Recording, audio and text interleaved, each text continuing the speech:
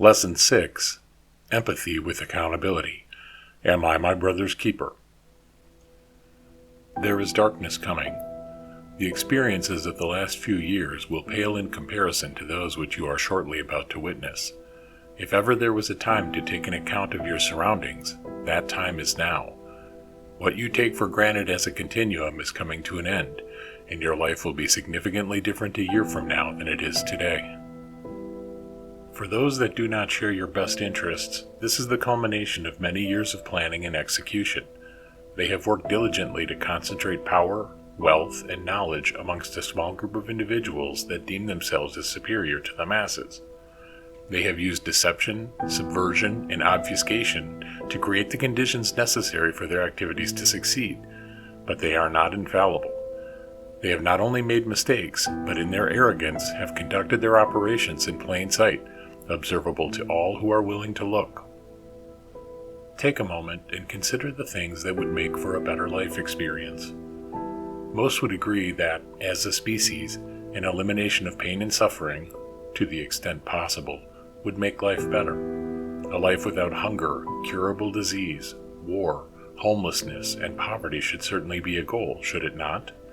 What about freedom of choice, expression, and opportunity? Finally, should we not add hope? A life without hope is no life at all. Be objective and set aside your normalcy bias. Eliminate your political leanings and ask yourself, what has the current leadership of the world done to foster these concepts? What did the previous leaders do? They will certainly claim progress, but objective measure tells a different tale. Do they spend your money on the concepts just discussed, or buy more weapons? Do the poor of the world receive the tools they need to improve their lives, or do the resources of the people get redistributed among the elites? You already know the answer, and herein lies the problem. You are accountable for the actions of those who do not share your best interests. After all, they cannot operate without your tacit approval or your wealth. If you voted for them, you help place them in a position of power. If you give them money, by either tax or donation, you have given them means. If you have looked the other way when they infringe on personal freedoms, you have enabled and emboldened them to continue. At what point do you share some responsibility? Though it may sound bad, you do have a trump card to play. You have been deceived. It's not a get-out-of-jail-free card, but it does change how harshly you can be judged. If you were to give money to a charity that promises it will help the downtrodden under the guise of altruism, only to find out it is actually being used for other nefarious purposes, you are initially protected by your nescience. You simply did not know what was taking place. But if you give money after finding out, your accountability changes dramatically. As you move forward, there are critical events coming that are going to change the structure of this world.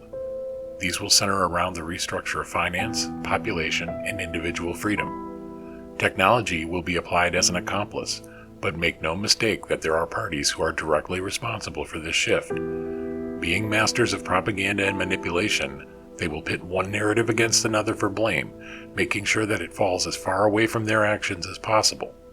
This is their operational doctrine, and it is actually quite simple. Through thesis and antithesis, they get synthesis. When things go bad, it can't be the fault of those who put the entire machine in motion. It must be your neighbor, right? Some have seen this coming. They have asked questions, observed, and measured results using the criteria discussed previously. They have endured ridicule and suspicion simply for asking those questions. They have been judged and scorned. But as a result of their vigilance, they will be better prepared for what you are about to witness. For some, there will be a temptation for Schadenfreude, a pleasure derived from the misfortune of others. It is an all too familiar path for human beings to take. When we feel wronged, have our feelings hurt, or feel humiliated, it is in our nature to feel a need for restitution. That is not wrong, but it is a slippery slope to slide into vengeance, and that is not ours to met out. For those that have chosen to embrace ignorance, consequences are at hand. They will come in several forms, including economic, health, and authoritarianism, and they will not be pretty. As certain effects become undeniable, it will be common for many of the suffering to embrace a mentality of victimhood. They will claim that they did not know, that this could not have been anticipated or predicted, that fate has dealt them a rotten hand. But the truth is, they cannot claim nescience. The knowledge was there. They just chose to ignore what they did not want to hear. As I have stated in previous lessons, there will always be accountability, and that time is at hand. It is here that humans must evolve. Some of the consequences will not be fixable. Others will take a concerted effort to solve.